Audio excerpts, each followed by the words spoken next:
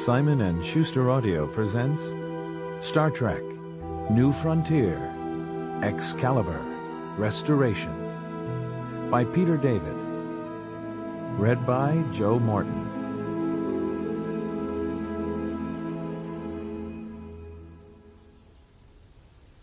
She knew he was coming before she even saw him.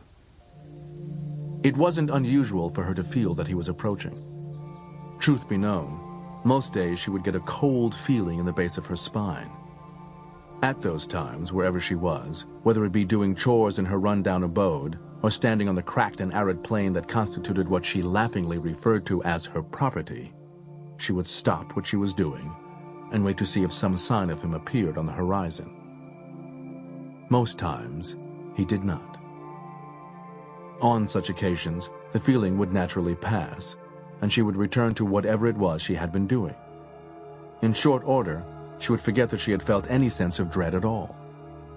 This time, however, when she did see him making his approach, naturally all those false alarms were forgotten. Instead, all Rila could think was, "I knew it. I can always tell when he's coming." A gentle breeze was wafting across the plain, which was an unusual enough event in and of itself. She straightened the strands of green hair that were blowing in her face and turned back to the house. It was not much more than a hut, although it was built of sturdy enough materials that managed to keep the interior remarkably cool despite the crushing heat. Just to provide a bit of style, she had even constructed a small porch in the front of the hut. She now sat on the edge of the porch, arranging her hands neatly in her lap and staring out at the emptiness of her land.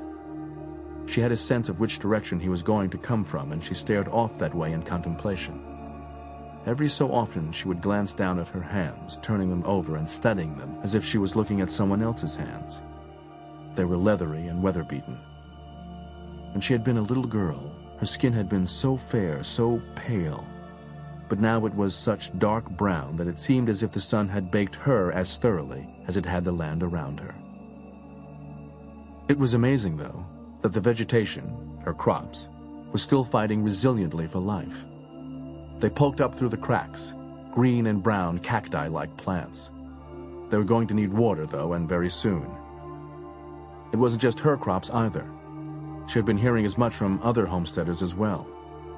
They spoke to her, as always, with that telltale look of annoyance and resentment, even as they talked wistfully of the rain that was needed in order to salvage their crops. She looked to the sky, trying to feel the moisture in the air in her bones. Sample complete. Ready to continue?